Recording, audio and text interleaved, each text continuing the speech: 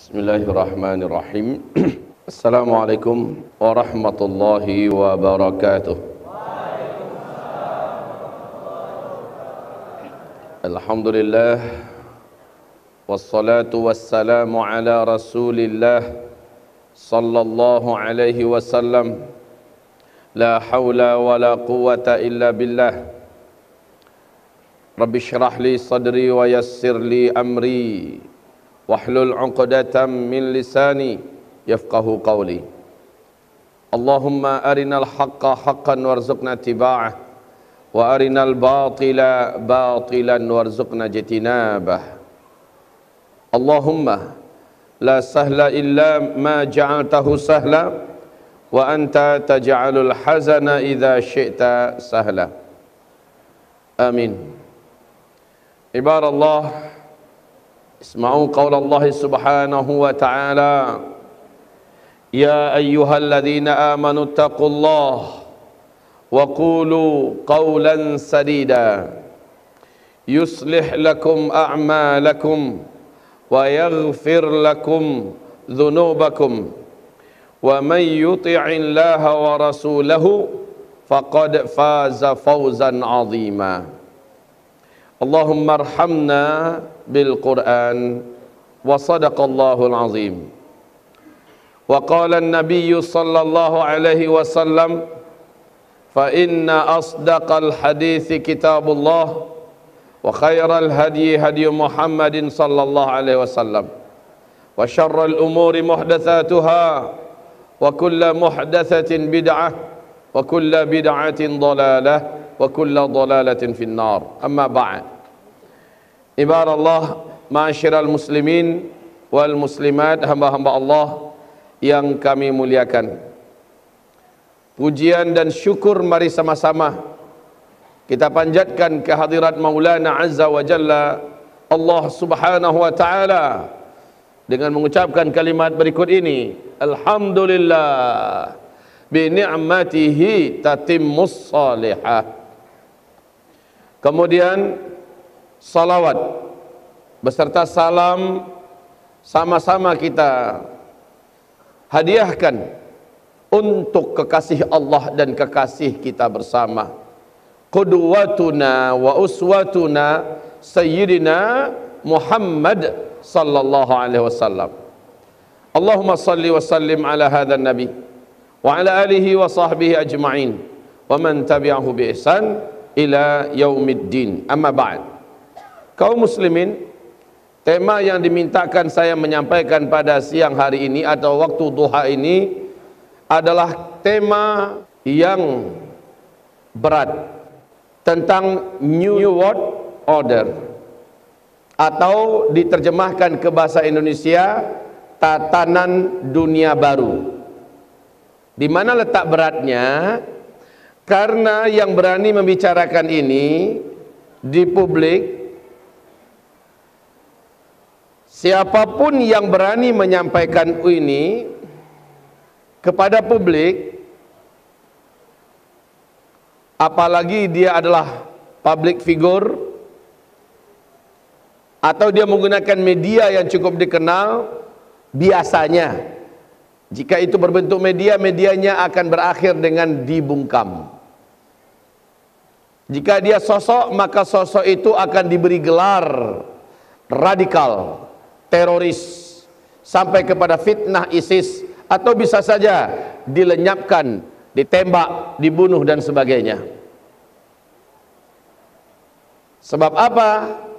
Membicarakan the New World Order maknanya sedang membicarakan tentang konspirasi global di balik semua kejahatan yang ada di muka bumi ini. Siapa? Di mana? Bagaimana? Aktor yang bergerak dan bermain dalam the New World Order ini siapa? NWO, kita singkat dengan NWO. Jangan bilang ini tidak ada. New World Order adalah persatuan atau persekutuan, perkumpulan, persekongkolan para elit bangsawan dunia untuk menguasai pemerintahan di seluruh dunia. Tujuan mereka adalah membentuk pemerintahan di muka bumi ini sesuai dengan selera mereka dan keinginan mereka, apapun caranya. The New World Order ini digerakkan oleh dua organisasi rahasia yang sangat lama berdirinya dan sangat kuat keberadaannya.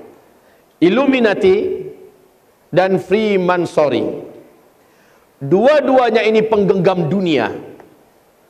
Saat ini kita harus mengakui bahwa tidak seorang pun penguasa yang ada di negara manapun, termasuk Indonesia, bahkan seluruh jazirah Arab, Arab Saudi dan sebagainya, melainkan siapa yang bakal naik, mereka yang atur dari awal.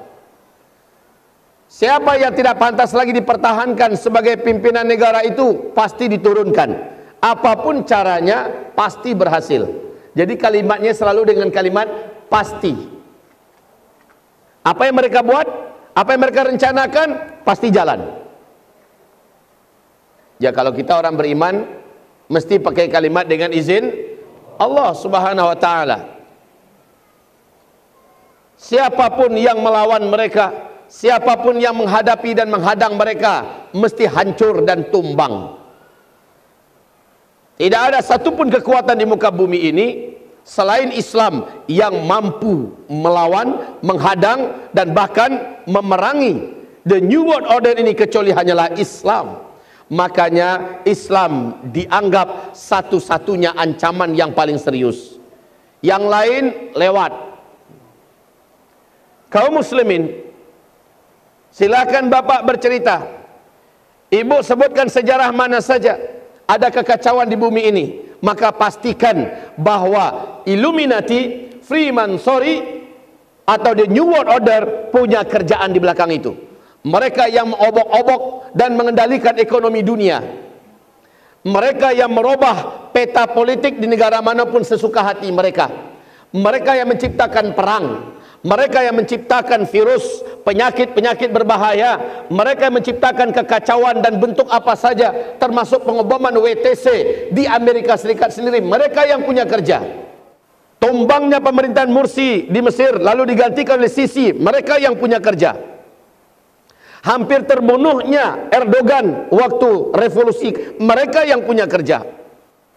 Dan bergantinya kekuasaan Raja Salman digantikan oleh Muhammad bin Salman hari ini di Arab Saudi, di mana Muhammad bin Salman melakukan manuver-manuver politik yang bertolak belakang 180 derajat dibandingkan yang dilakukan oleh ayahandanya Raja Salman. Ini yang punya kerja juga kelompok yang ada di balik the New World Order. Sehingga Muhammad bin Salman sekarang kiblatnya adalah Israel. Muhammad bin Salman kembali menyusu di ketiaknya Amerika. Muhammad bin Salman melakukan apapun yang merugikan Islam hari ini tidak lepas daripada kerjaan the New World Order. Saudara-saudaraku, saat saya berbicara ini, saya ingin sampaikan secara global. Nanti silakan cerdas, silakan berfikirlah dengan cerdas. Indonesia gimana? Apalagi Indonesia, negeri terbesar muslimnya tapi paling rapuh bentengnya. Jatuhnya Presiden Soeharto tahun 1998 adalah kerjaan daripada the New World Order ini. Ketika mereka melihat Soeharto tidak layak lagi dipertahankan, karena Soeharto sudah mulai menunjukkan pro kepada Islam. Ketika Soeharto mulai menampakkan kesadaran atas ancaman yang sedang mengancam Indonesia, atas bahaya apa yang sedang dilihat oleh Presiden Soeharto, maka dibuatlah kegaduhan, dibuatlah kekacauan yang luar biasa, dibuatlah kegoncangan ekonomi global sampai berpengaruh kepada Indonesia, sehingga terjadilah bla bla bla bla bla. Dan kita menyaksikan Presiden Soeharto saat dia mulai menunjukkan taubat nasuha di jalan Allah bersama umat Islam, beliau ditumbangkan. Saudara-saudaraku, sedang dirancang beberapa perkara yang sangat tidak baik untuk kita ke depan oleh the New World Order di Indonesia ini. Apalagi mereka melihat kebangkitan Islam di Indonesia serius. Apalagi para ulama-ulama pejuang yang istiqomah bersatu. Apalagi mereka melihat umat makin cerdas, makin ngeh dengan keadaan dan perkembangan. Maka mereka makin khawatir karena memang masa depan dunia menurut sebagian besar para ulama-ulama Timur Tengah sana bergantung nanti kepada Indonesia. Saudara-saudari, hamba-hamba Allah yang kami muliakan, saat kita berbicara tentang the New World Order, maka kita sedang berbicara tentang kejahatan internasional. Di balik semua kejahatan itu adalah Yahudi yang punya kerja. Ini yang buat judul macam ini. Mungkin mereka tidak tahu apa yang akan terjadi dengan Ustaz Zulkifli Muhammad Ali setelah menyampaikan ini. Tetapi Zulkifli Muhammad Ali bukan milik siapa-siapa. Dia adalah milik Allah Subhanahu wa taala. Dan para ulama-ulama sebelumnya memang telah menyampaikan kebenaran sekalipun itu pahit. Semoga Allah lindungi hamba Allah yang berbicara. Semoga Allah lindungi kita semua dari segala makar konspirasi jahat yang ditujukan untuk kita. Amin ya rabbal alamin. Saudara-saudaraku, hamba-hamba Allah yang kami cintai, kita sekarang fase keempat. Sudah ada dengarkan ceramah kami tentang 5 fase kan? Fase pertama, fase kenabian. Islam dipimpin oleh Nabi Muhammad. Fase kedua adalah fase Khulafaur Rasyidin. Umat Islam dipimpin oleh para khalifah, sahabat-sahabat Nabi yang mulia. Fase ketiga, ini yang paling panjang, 1227 tahun. Yaitu fase kekhalifahan dengan konsep kerajaan. Dan ini telah berakhir pada tanggal 3 Maret 1924 dengan runtuhnya Khilafah Islamiyah Al-Utsmaniyah di Turki. Dan keruntuhan Khilafah Islamiyah Al-Utsmaniyah di Turki ini pun salah satu kerjaannya the New World Order. Apakah menurut ibu bapak semua mereka akan biarkan Khilafah Islamiyah akan kembali tegak? Tidak. Kalau ada di Indonesia atau di belahan bumi manapun di dunia ini yang mencak-mencak dan marah-marah ketika ide khilafah Islamiyah dibunyikan dan digaungkan kembali, maka yakinlah salah satu di antara 2 kemungkinan orang tersebut. Pertama, orang ini memang jahil tentang Islam. Yang kedua, orang ini memang termasuk timnya the New World Order. Dan umumnya mereka adalah orang-orang liberal, orang-orang pluralis, orang-orang munafik. Mereka-mereka yang benci dengan khilafah Islamiyah. Lalu khilafah Islamiyah seolah-olah identik dengan dakwahnya HTI. Ini bukan, nggak ada urusan. Khilafah Islamiyah itu bahasa Allah, bahasa Al-Quran. Lihatlah surat An-Nur ayat 55. Perhatikan, dimaksud star di sini adalah umat Islam bermula dihitung dengan Nabi Muhammad SAW sebagai Nabi dan Rasul. Bukan berarti agama Islam mulainya dari sini. Tidak, agama Islam itu mulai sejak Nabi Adam Allah turunkan ke bumi. Tapi kita memulai kalimat star ini adalah saat Nabi Muhammad diutus sebagai Nabi dan Rasul. Maka Nabi memulai fase 5 fase yang kami ceritakan tadi. Ini Nabi Muhammad yang memimpin selama 23 tahun. Kemudian Nabi Muhammad meninggal dunia, diteruskan oleh fase kedua. Fase kedua Khulafaur Rasyidin, fase khilafah. Ini berlangsung selama 30 tahun. Fase ini juga selesai, langsung nyambung pada fase ketiga. Fase ketiga ini yang paling panjang, sampai runtuhnya Khilafah Islamiyah Al-Utsmaniyah di Turki. Fase ketiga yaitu khilafah dengan sistem kerajaan. Fase ketiga telah selesai, masuk fase keempat. Nah, proses jatuhnya Khilafah Islamiyah Al-Utsmaniyah di Turki ini kerjaannya the New World Order. Mereka memulai dari ekonomi. Mereka rekayasa ekonomi dunia. Mereka ciptakan uang palsu sehingga uang itu akhirnya dipakai oleh seluruh dunia. Tahu nggak uang kertas yang di tangan ibu bapak semua sekarang ini? Ini uang palsu. Tolong pinjamkan saya satu. Pinjamkan satu. Yang mahal. Mana yang dulu? Ikhlas ya. Ini saya robek dua.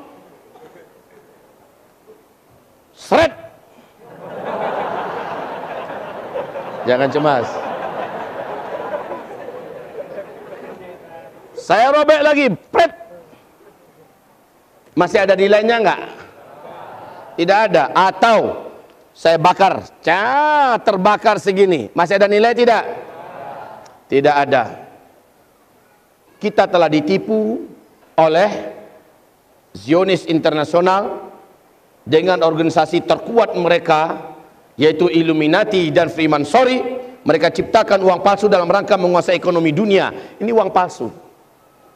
Yang sebenarnya uang dalam sejarah, dalam Al-Quran, dalam sunnah adalah terbuat daripada emas dan perak. Emas dibuat kepingan menjadi dinar, perak dibuat kepingan menjadi dirham. Disebut dengan dinar dan dirham. Satu keping dinar hari ini harganya 2.550.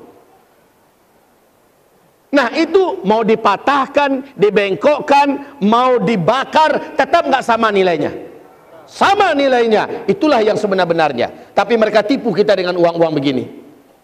Dan Nabi SAW bersabda, nanti di akhir zaman, Rasul bersabda, uang kalian semua akan kembali kepada dinar dan dirham. Allahu Akbar. Uang kertas kalian pada masa itu, kata Rasulullah. Masya Allah, Nabi menyebutkan uang kertas kalian pada masa itu. Kertas itu cuma adanya sekarang. Nabi mengatakan uang kertas itu adanya cuma sekarang. Nabi mengatakan uang kertas kalian pada masa itu akan berserakan di pinggir-pinggir jalan, seperti daun-daun menguning yang berguguran dari batang pohon, dipermainkan oleh anak-anak kecil kalian menjadi benda-benda tidak berharga, kertas-kertas yang tidak berharga. Jadi tak lama lagi insya Allah, masih di masa-masa uang kertas ini dipakai dan berlaku, uang ini akan berganti kepada dinar dan dirham. Lihat saja, tak lama lagi insya Allah Ta'ala. Sekarang kan ada program Bitcoin, ya, ada program Bitcoin atau e-money, electronic money, di mana-mana hanya main angka-angka, selesai transaksi, gesek selesai transaksi, ya. Ke depan programnya uang kertas ini udah nggak ada, tapi Nabi mengatakan 1400 tahun lebih yang lalu bahwa nanti akhir daripada uang palsu ini ketika masa uang kertas masih berjalan, berakhirlah uang kertas itu. Dari situ mulai kehancuran the New World Order. Kita akan kembali menggunakan harta yang sebenarnya. Maka orang terkaya nomor 2 dunia, Bill Gates, beberapa bulan yang lalu memastikan bahwa 2018 ini akan terjadi krisis moneter global yang mengerikan. Tidak ada negara yang tidak akan merasakan imbasnya. Kekacauan akan terjadi merata nanti di mana-mana.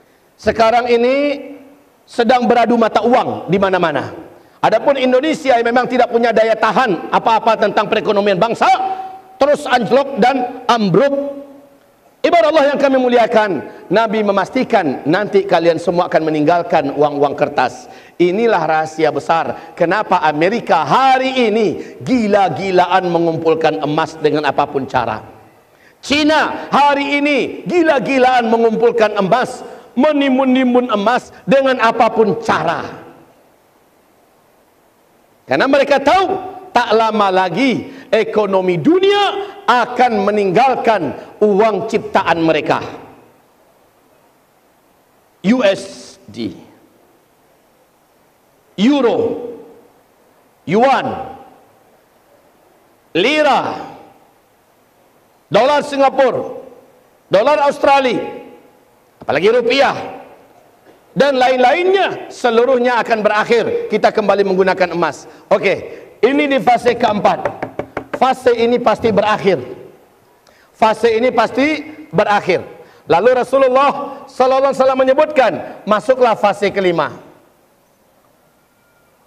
Fase ini, Masya Allah, bukan hanya saja Nabi yang menyampaikan, tetapi Allah juga mengumumkan dalam Al-Quran surat Al-Quran surat 24, itu surat An-Nur ayat 55, bahwa kalian nanti akan kembali menegakkan khilafah Islamiyah, dunia akan kembali jatuh dalam pemimpinan kalian. Ini Allah yang mengumumkan dalam Al-Quran, dan Allah maha menepati janji. Kalau ada yang kepanasan, kalau ada yang jenggotnya seperti mau kebakaran karena bicara-bicara khilafah Islamiyah, maka ketahuilah, jangan-jangan Ustaz Zul ini HTI. Coba lihat dalam catatan sejak HTI berdiri sampai HTI masuk Indonesia, ya, ada nggak nama Zulkifli Muhammad Ali di situ? Sebagaimana Ustaz Abdul Somad dituduh juga sebagai HTI. Kaum muslimin yang kami muliakan, bicara khilafah Islamiyah itu bicara konsep Al-Quran, bicara hadis yang sahih bahwa ini pasti akan terjadi.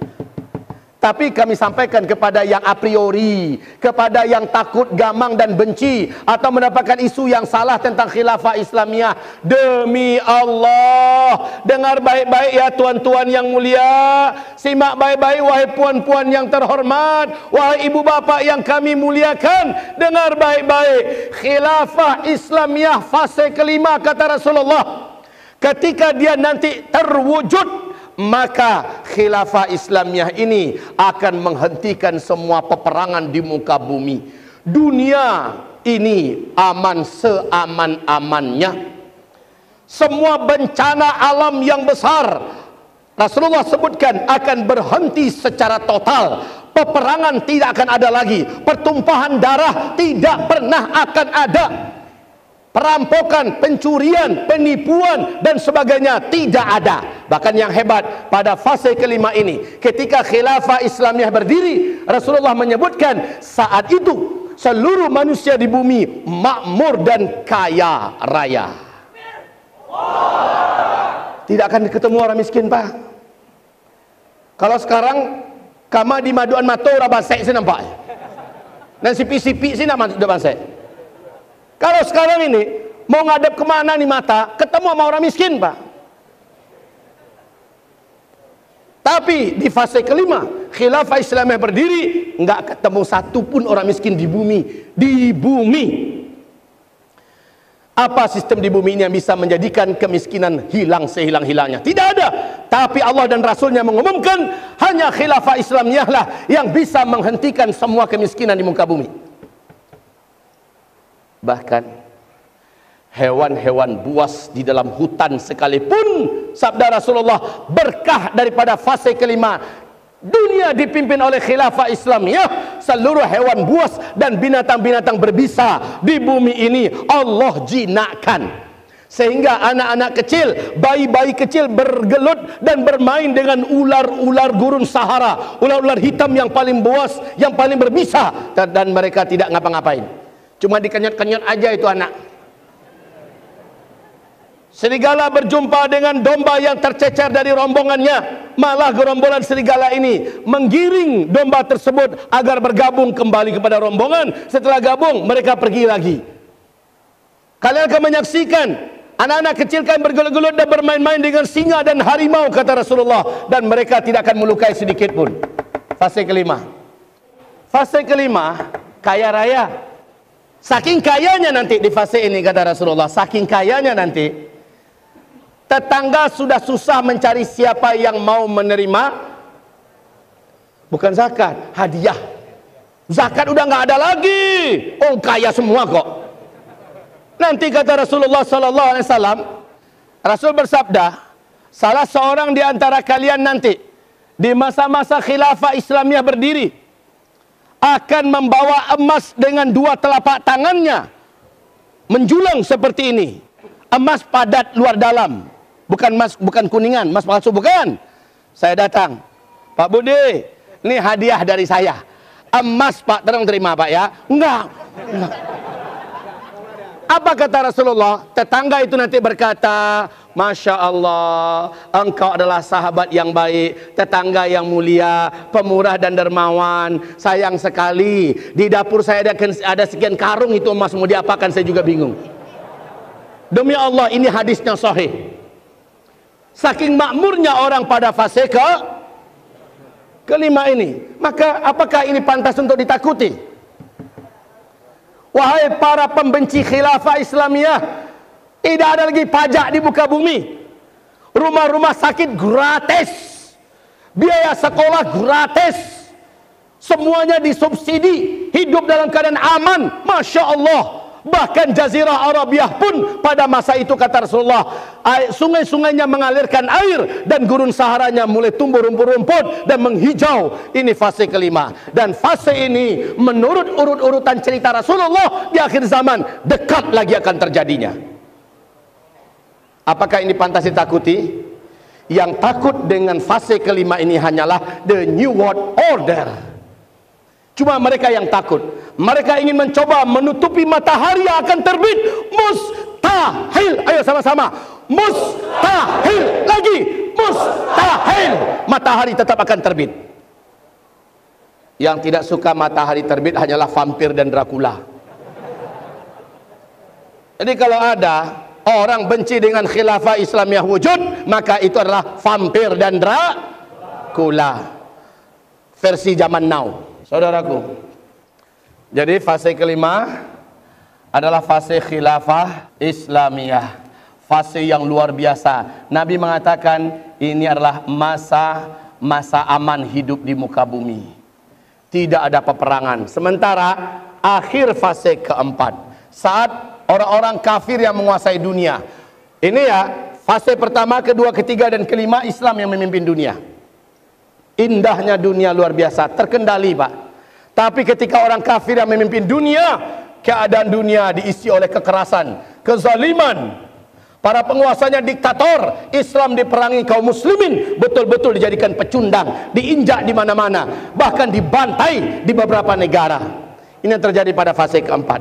Para ulama di sini mengalami penzaliman dan kriminalisasi yang luar biasa. Dakwah dan para dai juga mengalami tantangan yang sangat hebat, dan umat Islam diuji oleh Allah dengan ujian yang dahsyat. Siapapun yang lulus dalam ujian ini, mereka menjadi manusia-manusia terbaik di akhir zaman.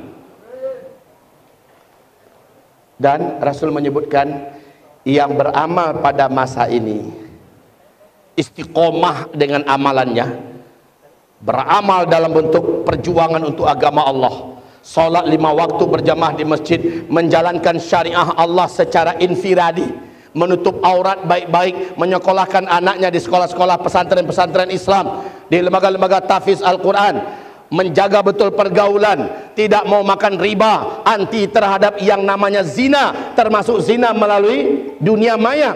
Mereka tidak mau terperangkap dengan permainan-permainan, dengan acara-acara yang dibuat oleh the New World Order, dan mereka kembali menjadi muslim kafah. Rasulullah bersabda, orang yang seperti itu nanti nilai pahala mereka pada masa itu setara dengan 50 nilai pahala kalian, kata Rasul kepada para sahabat. Kaget para sahabat. Sahabat berkata, khamsina rajulan minna minhum ya Rasulullah. Ya Rasul, 50 kami nilai pahala mereka saat itu atau 50 mereka? Kata Rasulullah, bal minkum, 50 kalian, kata Rasulullah. Masya Allah, orang yang mampu istiqomah di sini Pak, muslim, mukmin, istiqomah, Allah jadikan pahala yang dia terima 50 kali lipat pahalanya para sahabat. Allahu Akbar. Mau? Maka istiqomahlah. Istiqomahlah. Lawan kita tidak tanggung-tanggung. Ingat baik-baik, kita berhadapan dengan the New World Order, yang di belakangnya mesin penggeraknya adalah Illuminati dan Freemasonry. Kalau mau tahu buka Google, apa itu Illuminati, apa itu Freemasonry, apa bahayanya di seluruh dunia. Ada nggak mereka di Indonesia? Ya. Kalau ada bertanya di Indonesia, ada ndak? Sianan tagak kini dah teh tuh, itu pajak-pajak tu, ini mereka ni yang nyetel ni. Siapapun tidak akan bisa melenggang kangkung menjadi seorang penguasa di suatu negeri, suatu daerah, melainkan dia adalah boneka ciptaan. Kalau besok ini dari hasil ijtima ulama 1 dan ijtima ulama 2 direkomendasikan agar umat Islam memilih Fulan bin Fulan dan wakilnya Fulan bin Fulan, lalu ternyata menang, percayalah, pegang kata-kata saya, pihak The New World Order akan membawa kekacauan di Indonesia ini. Dan saat itu kerjaan kita berat, tapi itu kerjaan yang sebenarnya. Takbir. Itu menandakan saat itu umat sedang diberi anugerah termulia oleh Allah, bahwa komando para ulama sudah jelas nanti jihad fi sabilillah. Dan saat jihad dikumandangkan, presiden kita sudah presiden yang sehati dengan umat ini. Pemerintah kita pemerintah yang sudah sehati dengan umat ini. Saat itu coba kalau kita posisi luar, Pak, ulama teriakan jihad, Bughod. Tahu Bughod? Bughod itu adalah kaum pemberontak yang ingin menggulingkan kekuasaan penguasa yang berkuasa sah. Ini bahaya. Tapi kalau pemerintah yang naik ke depan, itu adalah rakyat yang pilih, rekomendasi para ulama, terjadi keributan karena chaos yang sengaja diciptakan oleh The New World Order. Saat itu pemerintah mengumumkan, ulama yang menginstruksikan, ulama yang menyampaikan fatwa, pemerintah yang mengatakan pertahankan NKRI, berjuang dan berjihad, seperti Panglima Sudirman mengumumkan jihad. Saat itu baru yes. Saat itu Indonesia akan menampung janji Allah Subhanahu wa ta'ala.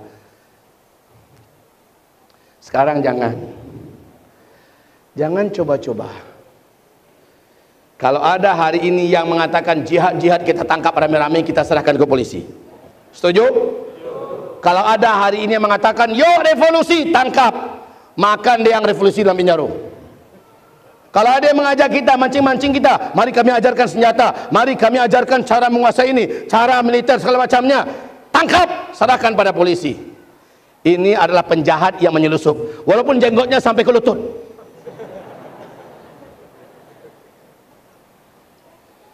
Hari ini tidak boleh ada kekacauan. Tidak boleh seorang pun di antara kita bersumbu pendek. Hari ini jangan sampai ada yang terprovokasi, karena memang itu yang diinginkan oleh kaum Illuminati dan Freemansori yang ada di Indonesia ini. Seperti kata mantan, waktu itu beliau masih Panglima ya, Panglima Gatot Nurmantio. Apa kata beliau? Tolonglah wahai rakyat Indonesia, jaga kondisivitas negara ini. Jangan ada chaos dan kekacauan bentuk apapun. Jika memang tidak senang dengan pemerintahan yang ada, tunggulah masanya selesai. Kita bertarung secara konstitusional. Laksanakan semuanya dengan cara yang damai, yang adil, beradab. Menangkan jika ingin memenangkannya, tetapi jangan di tengah jalan sekarang. Itu yang diinginkan oleh pihak The New World Order. Karena Presiden Cina pun sudah mengumumkan, mengeluarkan pernyataan, sempat terjadi kekacauan seperti tahun 98 di Indonesia kembali, militer kami akan kami masukkan ke Indonesia dalam rangka mengamankan aset-aset kami dan mengamankan warga kami yang ada di Indonesia. Itu bahasa mereka. Panglima Gatot saat itu mengerti betul maksud bahasa ini apa. Maka beliau melanjutkan, seandainya itu terjadi, maka TNI takkan mampu membendung mereka. Jumlah kita yang aktif hanya 500.000 saja, sementara mereka punya militer jutaan. Persenjataan mereka jangan ditanya, kekuatan ekonomi mereka semua mengakui. Maka Indonesia akan kehilangan kedaulatannya jika kita terpancing oleh kekacauan yang mereka ciptakan. Tapi saya sarankan, dengarkan para alim ulama kita, jangan ada yang terpancing. Siap? Jangan ada yang terprovokasi. Siap? Termasuk Sumatera Utara. Jaga selalu kondisivitasnya. tenangkan selalu keadaan. Apapun perkara yang menggemaskan, yang menggerunkan, yang memarahkan kita, tanya ulama kita. Dan ulama tempatan juga jangan berfatwa sembarangan, tanya kepada yang di atas. Bagaimana wahai para alim ulama kami, GNPF ulama, bagaimana? Nanti yang di atas pasti musyawarah. Mereka tanya dengan Habib Rizik Syihab, bagaimana? Habib Rizik Syihab bersumpah, demi Allah, saya tidak ingin ada satu darah pun dari putra-putra bangsa kita yang menetes ke bumi pertiwi kita yang tercinta hanya karena diadu domba. Jadi tolong kendalikan semua keadaan. Ke depan kondisi kita, ini masalahnya kita berhadapan dengan the new world order. Kalau nggak ada itu, nggak ada makhluk yang namanya NWO, the new world order, aman insya Allah. Tapi karena mereka ada dan mereka memegang semua kekuatan di dunia ini, hanya Allah yang mampu memenangkan kita. Kalau seandainya kita tidak sami'na wa ata'na dengan para alim ulama, kita berakhir, Indonesia tamat. Percayalah.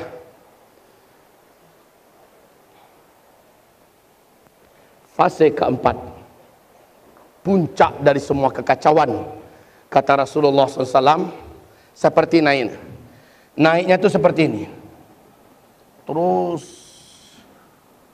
ya, fitnah, kekacauan dan huru hara, pertumpahan darah, musibah peperangan dan kehancuran ekonomi global, plus dengan bencana-bencana alam yang sebagiannya sengaja diciptakan, yang sebagian yang lain bentuk kemurkaan dan azab dari Allah Subhanahu wa taala terjadi dan menanjak dengan tajam tinggi seperti ini. Begitu mengerikannya. Dan Rasul bersabda, isbiru fa innahu la ya'ti 'alan nasi zaman illa alladhi ba'dahu syarrun minhu hatta talqaw rabbakum. Akan tiba masa nanti, suatu zaman di mana yang hidup pada masa itu, hari-hari yang dia jalani terasa lebih berat daripada hari-hari yang sedang dia jalani terasa lebih berat daripada hari-hari yang telah dilaluinya. Dan hari-hari yang nanti akan disongsongnya lebih berat daripada hari-hari yang sedang dijalani. Hatta talqaw rabbakum, sampai kalian semua Allah wafatkan serentak di muka bumi. Kapan kejadiannya? Saat fase kelima tutup buku. Di sini terjadi tanda besar kiamat yang ketujuh, seluruh orang Islam satu muka bumi Allah wafatkan. Nah, mulai dari fase keempat kita akan menghadapi hari-hari yang berat. Ustaz, ini kan masa-masa aman, cuma sebentar kok. Ibaratnya diberi nafas sebentar untuk kita menghembuskan nafas yang lega, lalu kita dicabut nyawa oleh Allah Subhanahu wa taala. Ini hanya 7 atau 8, paling lama hanya 9 tahun saja. Masa-masa aman tegaknya khilafah ini enggak lama. Lalu seluruh orang Islam yang ada iman kepada Allah wafat serentak. Nah, menuju ke sini kita akan menghadapi masa-masa terberat di muka bumi ini. Saat itu istiqomahlah. The New World Order melihat tidak ada yang bisa membendung mereka kecuali hanyalah muslim yang kafah, mukmin haqqan, hanya mereka yang tidak bisa dirubah.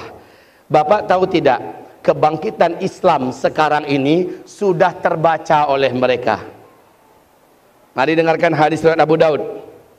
Islam ini naik, terus naik selama 700 tahun, kata Rasulullah.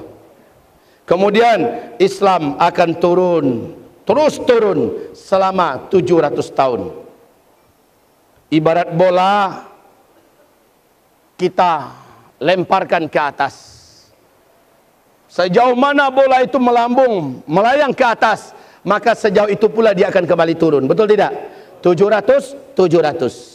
Ketika dia sampai ke daratan, dia akan melantun, dia akan membal, dia akan membalik. Artinya Islam kembali bangkit, dan tidak ada yang mampu mengatasi kebangkitan Islam saat itu. Lalu Nabi diam. Inilah yang dimaksud oleh Nabi SAW. Islam naik, dan Islam turun, dan Islam mulai naik, tidak ada yang mampu sampai khilafah Islamiyah kembali terwujud. 700, 1400. Sekarang sudah berapa Hijriah? 1440 Hijriah. Artinya Islam sedang masa bergerak naik sekarang. Ciri khasnya apa? Islam makin kencang digencet. kaum muslimin, para ulama makin kuat dizalimi, tetapi itu ciri khas Islam akan bangkit dan menang. Tolong ingat sejarah baik-baik. Pertolongan Allah selalu di ujung tanduk. Ketika puncak kezaliman sudah dirasakan oleh Nabi dan para sahabatnya, saat itu pertolongan Allah datang. Nabi Muhammad mentok di Mekah, di embargo 3 tahun, banyak yang meninggal dunia. Akhirnya Allah suruh hijrah, maka beliau menjadi pemimpin. 9 tahun kemudian Mekah ditaklukkan. Lalu ketika masa Umar bin Khattab, 2/3 dunia dikuasai oleh Islam sampai ribuan tahun ke depan. Ketika Nabi Musa alaihissalam di depan Laut Merah, di belakang Fir'aun dan bala tentaranya, tidak tahu lagi mau jalan kemana. Sementara kezaliman selama yang dirasakan di Mesir sangatlah hebat dan berat, sekarang sudah ada di puncak ketidakberdayaan. Saat itu Allah tolong. Jadi syaratnya kita ditolong oleh Allah saat umat ini hampir tidak berkutik. Padahal kita bangkit terus, kita terus bergerak, kita terus berjuang, kita tidak berpangku tangan, kita tidak pasrah. Silakan sembelih, itu nggak ada cerita tuh. Kamu tampar pipi kananku, ku beri pipi kiriku, itu nggak ada cerita. Coba tampar pipi kananku, gampar juga sampean. Kaum muslimin. Tapi ketika sudah mentok, memang betul-betul udah nggak ketemu lagi jalan, lihat pertolongan Allah. Begitu juga yang terjadi di fase keempat. Illuminati, Freemasonry yang menggerakkan the New World Order paham betul ini. Indonesia ini sangat dikhawatirkan kebangkitannya. Bapak Ibu tahu tidak, Bu? Di Palestina, para ulama dan para syekh-syekh di Palestina mengeluarkan fatwa bahwa masa depan dunia ke depan Indonesia akan punya peranan yang strategis dan besar. Sehingga di acara-acara besar mereka di Palestina, Bu, buka YouTube, di satu tiang bendera mereka letakkan bendera mereka di nomor 2, bendera merah putih nomor atas, di satu tiang yang sama. Allahu Akbar. Bendera merah putih mereka letakkan di atas, bendera Palestina di bawah. Ini menandakan apa? Menunjukkan apa? Keyakinan dan kepercayaan mereka ke depan bahwa Palestina, Timur Tengah dan dunia ke depan menunggu Indonesia. Takbir. Kebangkitan itu mulainya dari sini. Semakin kuat saudara menjaga sholat 5 waktu berjamaah di masjid, khususnya sholat subuh, semakin kuat saudara merapat dengan barisan para ulama-ulama pejuang yang istiqomah di Indonesia ini, maka semakin kuat kita insya Allah ta'ala. Yahudi sudah memberikan kepastian kalimat, kalau suatu negeri sholat subuhnya sudah seperti sholat Jumat, maka pertanda negeri itu tidak akan pernah bisa kalian taklukkan sampai kapanpun. Tapi kalau sholat Jumatnya sudah sepi, maka itu tandanya negeri itu rapuh, kalian bisa menguasai mereka. Jadi dengan ini nasihat untuk kita semua, khususnya laki-laki, subuh bangkit semua. Dengan subuh ini yang imannya lemah-lemah Allah akan kuatkan insya Allah.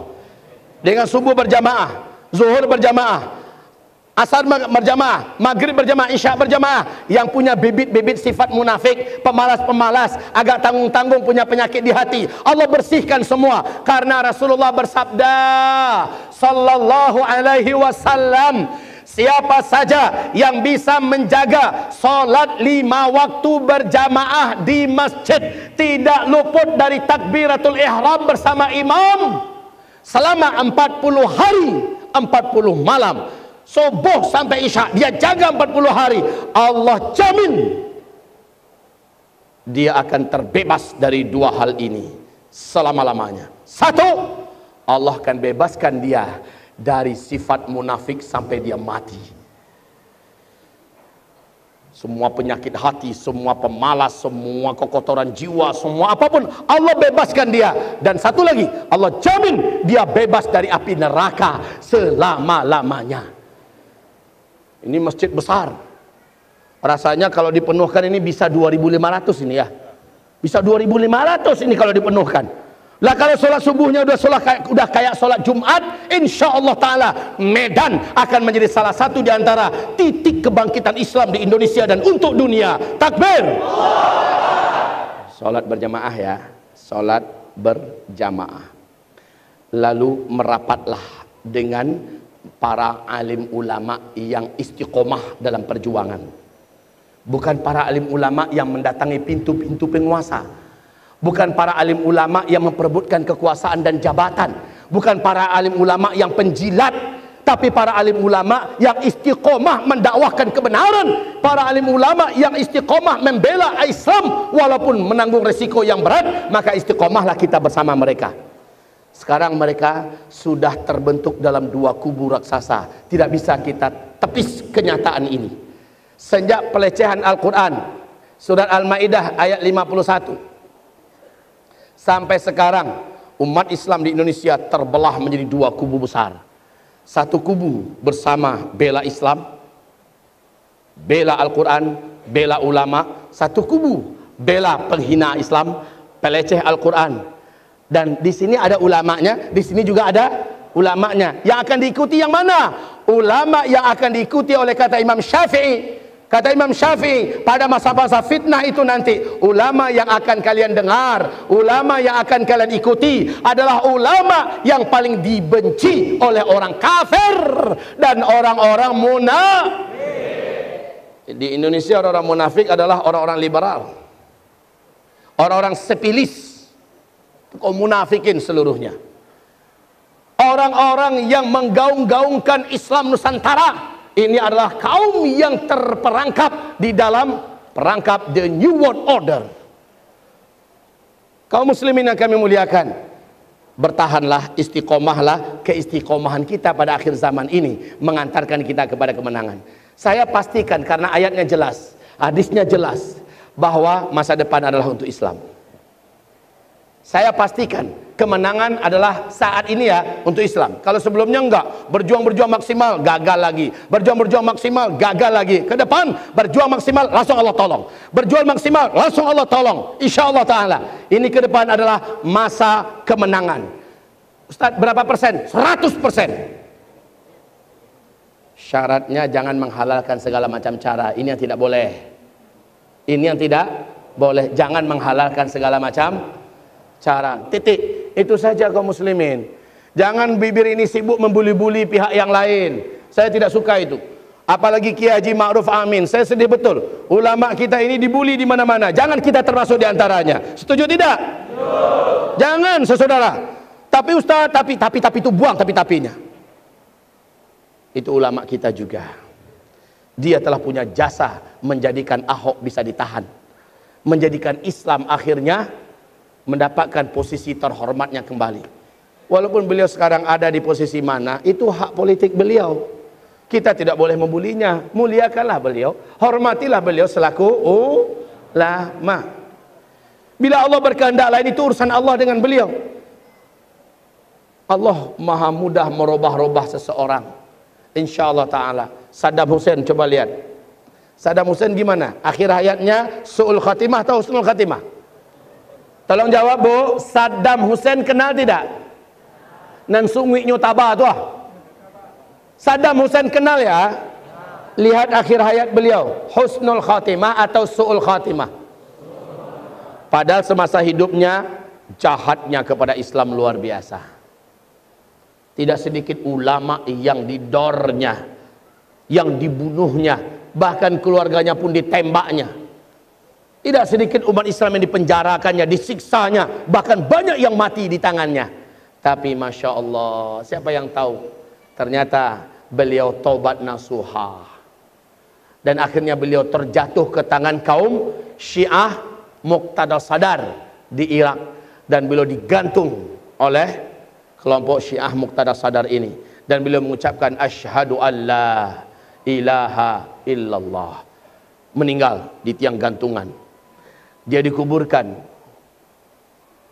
Baru saja dibongkar kuburannya kemarin. Apa yang dikatakan oleh para alim ulama, matinya Saddam Hussein adalah husnul khatimah insyaallah ta'ala. Ternyata kuburannya dibongkar. Kita tahu, semua tahu kan? Setelah dibongkar bagaimana keadaannya? Masih utuh. Masih utuh. Pertanda beliau benar-benar syahid. Siapa yang bisa menyangka? Jadi benar kata Imam Syafi'i, ketika seseorang masih hidup dan dia melakukan dosa dan kejahatan apapun bentuknya, jangan langsung kamu katakan, pajak aku ahli neraka kok. Jangan langsung katakan, kamu, dia pasti di neraka. Ente siapa? Berani-beraninya mengeluarkan fatwa orang ini di neraka padahal dia masih hidup. Bisa jadi dia taubat nasuha. Mungkin kamu yang bicara bahwa si fulan masuk neraka, fulan masuk neraka, kamu yang su'ul khotimah. Ya kan? Hati-hati. Bukankah pernah Rasulullah dalam hadis yang sahih menyampaikan ada orang yang didatangi oleh seorang pendosa. Wahai buya, wahai kiai, wahai ustadz, saya mau tobat. Selama ini dosa saya bla bla bla bla bla bla. Terus dosa saya bla bla bla bla bla. Terus saya juga buat bla bla bla bla bla. Apa kata orang soleh ini? Orang macam kamu keterlaluan dalam berbuat dosa, Allah takkan terima tobat kamu. Apa kata Rasulullah sallallahu alaihi wasallam? Marah Allah di langit. Lalu Allah berfirman, man ta'alla alayya anni la aghfiru li fulan. Siapa itu orang yang songong dan kurang ajar kepada saya, berani mengatakan saya tidak akan ampuni orang yang ingin taubat, berani mengatakan saya tidak akan putihkan dosa orang yang ingin rujuk kepada saya. Siapa yang kurang ajar itu? Inni aghfiru li fulan, saya ampuni dosa fulan yang ingin kembali kepada saya. Wa ahbatu amalaka, adapun kamu yang berani songong, berani mengatakan Allah takkan terima taubat kamu, Allah akan masukkan kamu ke neraka, saya batalkan semua amal kamu, kata Allah Subhanahu wa ta'ala. Marah Allah. Jadi kita juga jangan macam itu. Melihat terjadi dengan Ali Mukhtar Ngabalin, langsung wah itu munafik itu. Jangan tahan lidah. Apa salahnya nahan lidah? Betul tidak? Serahkan urusan mereka kepada Allah Subhanahu wa ta'ala. Saya ingin semuanya berjalan dalam keadaan smooth, tenang, cool, mematikan. Iya, begitu kaum muslimin. Biarkan the New World Order bingung. Ini umat Islam gimana sih? Kok nggak terpancing? Ini umat Islam gimana sih? Kok nggak terprovokasi? Ini umat Islam gimana sih? Ternyata umat Islamnya udah cerdas dalam berselancar di dunia politik. Sebelumnya kita tinggalkan medan kita itu, medan yang besar, bukan medan ini loh ya. Maksudnya medan dakwah kita yang terbesar adalah medan politik. Selama ini kita meninggalkannya, bahkan banyak yang golput. Ke depan gak ada cerita. Ke depan seluruh kita punya suara, seluruh kita punya perjuangan, seluruh kita punya andil, seluruh kita punya pengorbanan, dan seluruh kita adalah mujahid akhir zaman. Setuju? Masya Allah. Takbir. Takbir. Saudaraku, kita tidak akan mampu menghancurkan mereka. Tidak akan mampu. Percayalah. Yang bisa menghancurkan mereka hanyalah Rabbul Alamin. Bagi kita, cukup kita kayak Nabi Muhammad dan para sahabatnya. Nabi Muhammad, komandan tertinggi. Kalau sekarang komandan tertinggi kita adalah para ulama-ulama yang perjuangan istiqomah yang dipimpin oleh Habib Rizik Syihab. Oke? Kemudian kita ibaratnya sahabat-sahabat Nabi.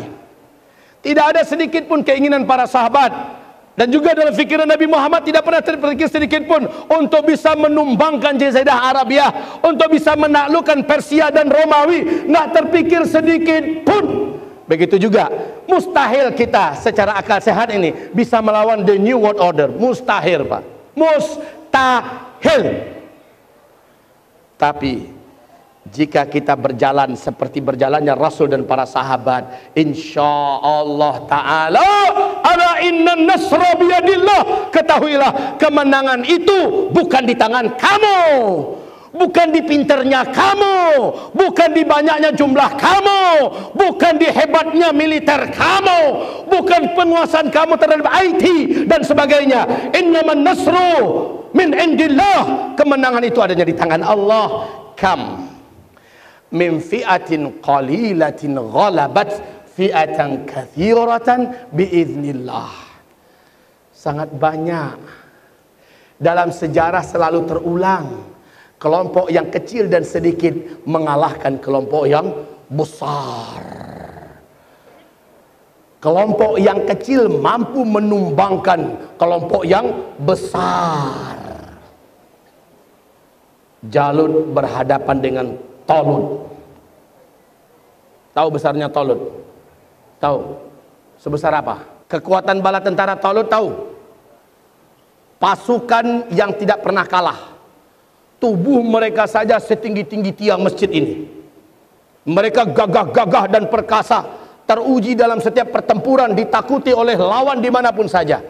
Berhadapan dengan pasukan Jalut yang tidak terlatih perang.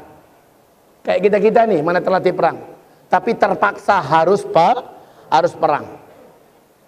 Dan ada seorang remaja belia namanya Daud alaihissalam. Dalam sejarah terbukti malah si Talut yang raksasa ditumbangkan oleh sang remaja belia yang bernama Daud alaihissalam, dan bala tentara Talut yang perkasa-perkasa bertumbangan, ribuan jumlah mereka, kocar-kacir dan banyak yang mati di tangan bala tentaranya Jalut. Allahu Akbar. Kam min fi'atin qalilatin ghalabat fi'atan katsirah. Selalu terjadi dalam sejarah. Hitunglah, kata Allah, bacalah sejarah.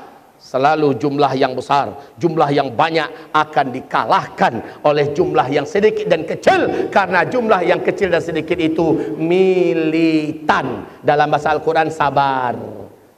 Sabar. Bahasa sekarangnya militan. Nggak pantang nyerah, nggak mudah mundur, dan istiqomah, terus maju. Mereka akrab dengan Allah dalam sujud, dalam doa. Mereka infakkan harta mereka walaupun mereka dalam keadaan sempit.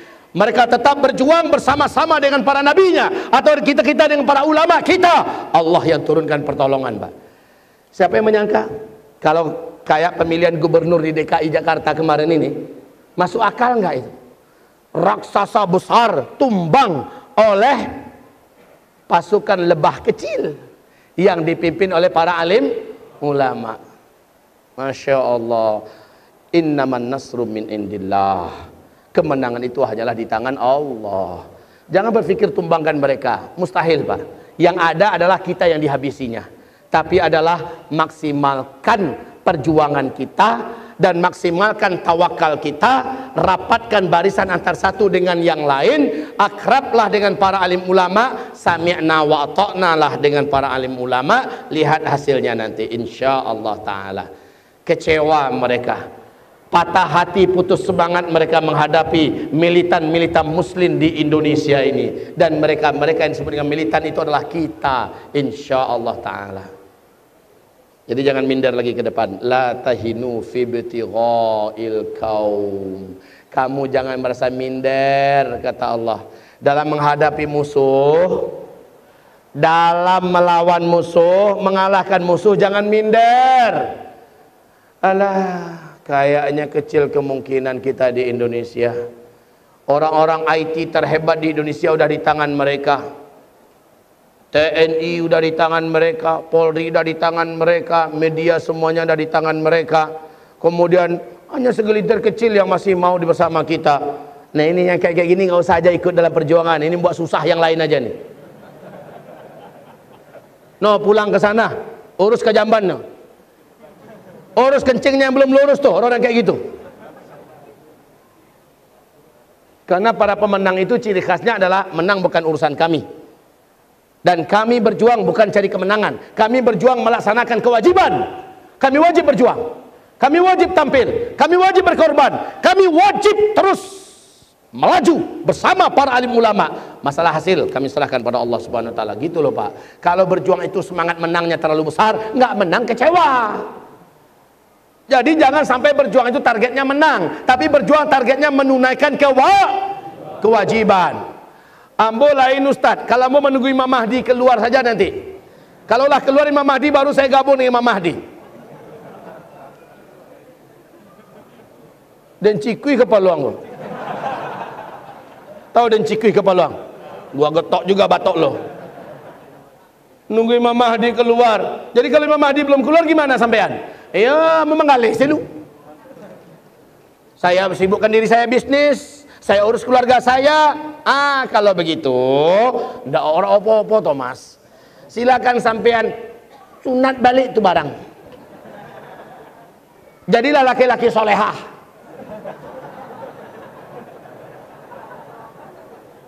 Ini. Ya Allah ya Rabb. Ini orang-orang kayak gini nih, minta maaf nih, selalu ada itu dalam sejarah itu. Kalau ada yang maju-maju berjuang, lihat sila nanti itu, kanainya begitu. Bukannya dia yang terus saya ikut dukung, saya ikut bantu, ini harta saya, apa yang perlu saya bantu, bukan gitu. Lihat ada kanainya nanti itu. Rupanya iya, kena tuh, lihat tuh. Dalam Al-Quran Allah ceritakan tipe orang kayak gini, fi qulubihim marad. Dalam hati mereka, orang-orang yang kayak gini, dalam hati mereka itu ada penyakit. Dan lihat saja kesetiaan mereka dengan sholat 5 waktu itu nampak itu. Baik kaum muslimin yang kami muliakan, the New World Order sekarang ini memainkan peranan busuk dan busyra untuk kita semua ibu bapak. Apapun makar the New World Order, mereka sudah hampir sakaratul maut. Padahal semuanya udah di tangan mereka. Persis kayak Fir'aun tadi, ibu bapak. Fir'aun dan bala tentara memacu kudanya, senjata-senjata sudah dihunus, tombak-tombak sudah disiapkan, panah-panah pun siap untuk membantai. Sementara Musa dan Bani Israel sudah tidak berdaya di depan sana. Fir'aun dengan segala kejumawaannya, Fir'aun dengan segala kekuatannya lari mengejar Musa yang sudah tidak berdaya, tidak mampu lagi bergerak. Justru Allah balikkan keadaan, Fir'aun hancur dengan seluruh tentaranya dan Musa yang menjadi penguasa bumi setelah itu. Betul? Kejadian sama akan terulang. Ini para penguasa-penguasa di muka bumi sibuk mengatakan persis kayak dikatakan oleh Fir'aun. Apa kata Fir'aun? Zaruni aqtul Musa wal yad'u rabbah inni akhafu an yubaddila dinakum aw an yuzhira fil ardil fasad. Hai kalian semua, biarkan saya habisi Musa. Saya ingin bantai Musa dan orang-orang bersamanya. Saya lihat Musa itu ingin merubah ideologi kalian. Musa itu ingin membuat teror dan kerusakan di muka bumi. Yang ngomong kayak gini siapa? Fir'aun atau Musa? Fir'aun. Sekarang yang teroris menurut Fir'aun siapa? Jawab. Yang teroris menurut Fir'aun siapa? Musa. Karena tadi kata Fir'aun, aku khawatir Musa itu akan merubah ideologi negara kalian. Atau Musa akan membuat teror dan kerusakan di muka bumi. Yang ngomong begitu siapa? Fir'aun. Yang ngomong gitu siapa? Fir'aun. Yang dituduh teroris siapa? Musa. Yang membantai rakyat Bani Israel siapa? Fir'aun. Yang nangkapin para ahli-ahli dakwah bersama Nabi Musa siapa? Fir'aun. Yang menyiksa kesana kemari siapa? Dan yang dituduh penjahat siapa? Musa. Maka kalau hari ini ada penguasa yang kerjaannya kayak Fir'aun, maka itulah Fir'aun abad ini. Ulama dituduh teroris, ulama dituduh penjahat, ulama dituduh akan merubah ideologi negara, ulama dituduh membuat kerusakan di mana-mana dan segala macamnya. Persis bahasanya bahasa Fir'aun. Cuman tongkrongan orangnya aja yang beda. Kalau yang ini hidungnya pesek, kalau Fir'aun hidungnya mancung. Innalillahi wa inna ilaihi. Akhirnya Allah hancurkan Fir'aun apa tidak? Allah menangkan Musa apa tidak? Kejadian sama akan terulang insyaallah taala. Amin ya rabbal alamin. Demikian saja. Kebenaran hanyalah milik Allah. Qul ja'al haqq wa zahaqal batil. Katakan, ketika kebenaran datang, kebatilan dalam bentuk the new world akan sirna insyaallah. Ketika matahari terbit, kegelapan pasti akan hilang. Gak akan mampu kegelapan terus bertahan. Qul ja'al haqqu wa zahaqal batil. Sama-sama. Qul. Sama-sama penuh energi lah. Qul ja'al haqqu wa zahaqal batil. Katakan, kalau kebenaran sudah datang, maka kebatilan akan hilang. Takbir. Matahari terbit, kegelapan pasti sirna. Tidak akan ada yang mampu mengalahkan cahaya. Tinggal kerjaan kita sekarang bawa tuh cahaya dengan sabar, dengan istiqomah. Insya Allah cahaya akan menyingkirkan kegelapan yang ada. Takbir.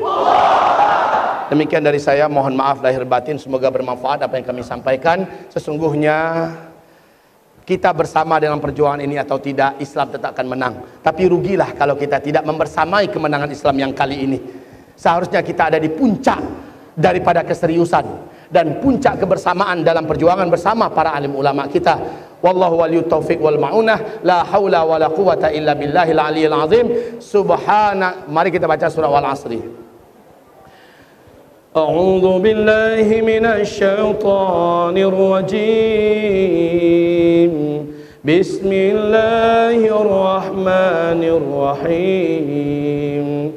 Wal 'asri innal insana lafi khusr illa alladhina amanu wa 'amilus shalihat وتواصوا بالحق وتواصوا بالصبر اللهم ارحمنا بالقرآن وصدق الله العظيم.